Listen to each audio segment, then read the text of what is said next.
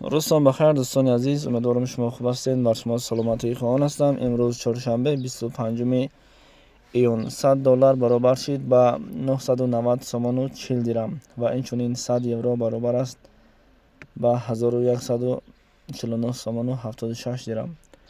برادر جان و خواهر جان، ویدیو رو تماشا کردید، تا لایک بمون، به کانال ما پادپیسات بکن، ایت چیز نمیره گرچه که دستم دال کنه همون لایک بمونه بچه‌ها. چه کاری است؟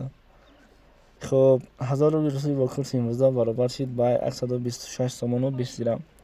خبر گرفته شد ای بانک ملی جمهوری تاجیکستان و پیشکش شما بینندگان عزیز گردانیم. حتما لایک فراموش نکنید. شراینر خبری نوبتی را سلام دوستان، سنجش شناسنامه خارجی یعنی که زگرم پاسپورت برای شما مشکل شده است و شما نمیتوانید در کجا چطور بسنجید.